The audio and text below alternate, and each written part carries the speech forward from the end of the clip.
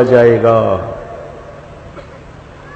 سب سے پہلا عمل آپ کا میرا، سب سے پہلا عمل جو تولا جائے گا، نماز روزہ نہیں، حج نہیں، زکات نہیں، تبلیغ نہیں، جہاد نہیں، علم نہیں، تہجد نہیں، تو کیا؟ سب سے پہلے آپ کا اپنی بیوی سے سلوک تولا جائے گا، اور سب سے پہلے بیگم کا خامن سے سلوک تولا جائے گا۔ وہ رابعہ بصری بھی ہے نا، وہ رابعہ بصری بھی ہے جن کی ضرب المثل بن گئی بندگی تقوی۔ پہلے یہ تولا جائے گا خامن سے کیا سلوک ہے۔ جنید بغدادی بن گئے، شیخ عبد القادر جیلانی بن گئے، خیر یہ تو وہ ہستی ہیں جن کا حساب بھی نہیں ہوگا انشاءاللہ، لیکن میں ویسے کہہ رہا ہوں کہ کوئی بندگی میں شیخ عبد القادر جیلانی قطب سبحانی رحمت اللہ علیہ کو پہنچ رہا ہے، کوئی جنید بغدادی کو پہنچ رہا ہے، لیکن جب تولا جائے گا تو پہلے بیوی سے سلوک تولا جائے گا۔ تو اپنے گھروں میں حسن سلوک رکھو۔ بیویوں سے کہتا ہوں خامدوں سے حسن، بیوی مسکرا کے ملے خامد کو جب وہ گھر آئے تھک کر، تو اس کو اللہ کے راستے میں جہاد کرنے کے آدھے کے برابر اجر ملتا ہے، آدھے کے برابر۔ تو اپنے گھروں کو خوبصورت بناؤ حسن سلوک کے ساتھ، طعنہ، طنز، بولیاں۔ وہ انسان نہیں جو عورت پہ ہاتھ اٹھائے، میرے نبی نے فرمایا اس میں کوئی خیر نہیں جو عورتوں پہ ہاتھ اٹھاتا ہو۔ آخری خطبے میں عورتوں کو حصہ دیا، بیویوں کو، خامدوں کو نہیں، عورتوں کو۔ استوصوا بالنساء خیرا، یہاں سے پیراگراف شروع ہوتا ہے اور لمبی عبارت آپ نے صرف عورتوں کے حقوق بیان فرمائے۔ تو میرا معاشرہ امبیلنس سا ہے، کہیں خامن بیوی خود نادان ہیں تو لڑ کے تباہ ہو رہے ہیں، کہیں خامن بیوی میں محبت ہے لیکن ساس شریف نے جنازہ ہی کر چھڑیا ہر شہر، سسر اوپر تلوار لے کر۔ ساس کا اپنا جبر ہے، سسر کا اپنا جبر ہے،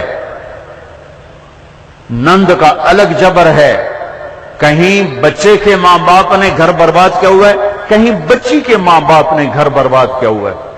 ایک بچہ میرے پاس آیا، یہاں میاں بیوی لڑ پڑے تھے، اب ہم ملنا چاہتے ہیں لیکن دونوں کے والدین کہتے ہیں کبھی نہیں ملنے دیں گے، اب یہ قصہ ختم ہونا چاہیے اور ختم ہوگا، ہو گیا۔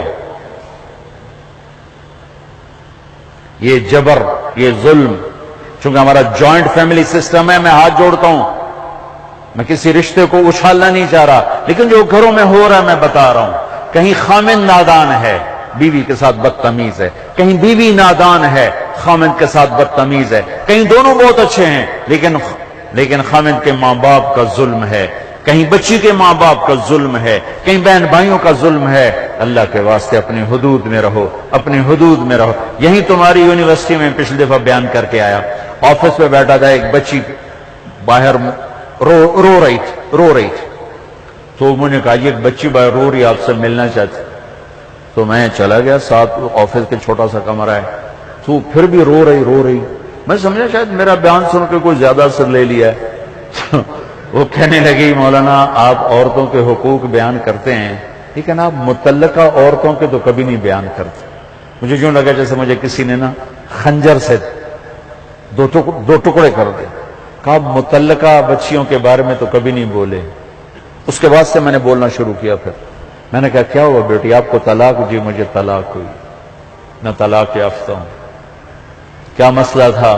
کہا میرا خامن بہت اچھا تھا، ہم دونوں میاں بیوی میں بہت محبت تھی، بس میرا سسر کہتا اوے مینو چنگی نہیں لگدی انہوں طلاق دے، اوے مینو چنگی نہیں لگدی انہوں طلاق دے۔ تو 1 سال تک تو میرے خامن نے پریشر برداشت کیا، پھر اس نے کہا میں بہت مجبور ہوں، ماں باپ کا پریشر ہے، اور مجھے طلاق دے کے گھر بٹھا دیا۔ اب کوئی ہے ہی نہیں جو ہمیں پوچھے، بوڑھے لوگوں کے رشتے آتے ہیں۔ متعلقہ بچیوں کو پہلے دیکھا کرو، بیوہ بچیوں کو پہلے دیکھا کرو۔ میرے نبی نے متعلقہ بیوہ عورتوں سے شادی کی، صرف ایک کنواری سے شادی کی، اور ہمارے یہاں طلاق کی ہوئی ہے، انت طلاق ہو گئی، انت طلاق ہو گئی ہے، انت طلاق ہو گئی۔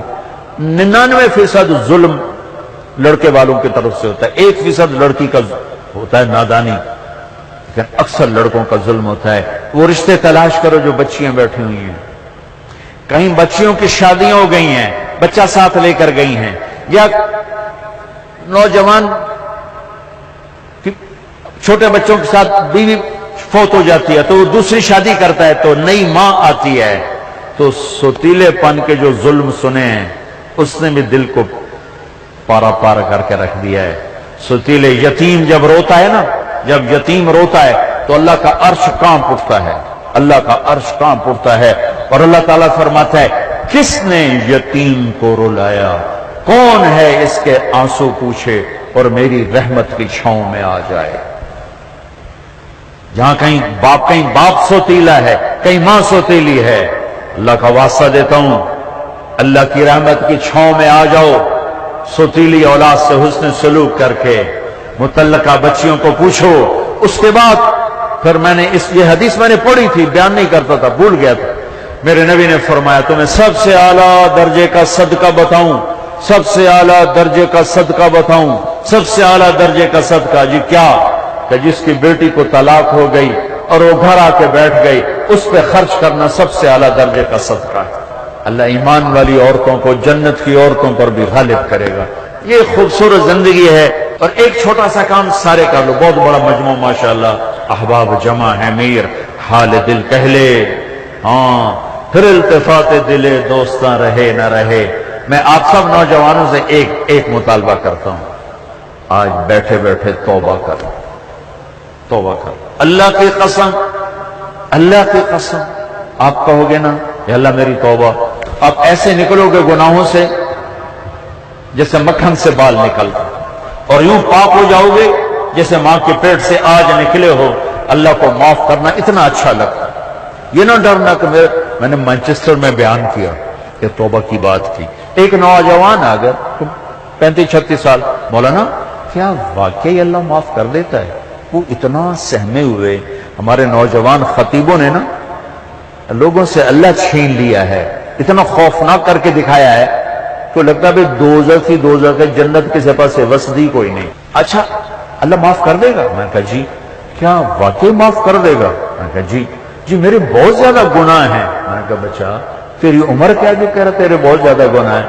اور تو اتنے گناہ کر، میں گناہوں پہ دلیر نہیں کر رہا، میں مایوسی سے نکالنے کی بات کر رہا ہوں کہ ہمارا نوجوان یا بوڑھا کہتا جی میرے گناہ بہت زیادہ ہیں، میری کیسے توبہ ہوگی، میری کیسے معافی ہوگی؟ میں یہ بتانا چاہتا ہوں کہ میرا اللہ کہتا ہے دھرتی گناہوں سے بھر دے اور اٹھا کر آسمان کی چھت کو لگا دے، اور پھر ایک دفعہ کہہ دے یا اللہ معاف کر، تو میں سارے ہی معاف کروں، سارے۔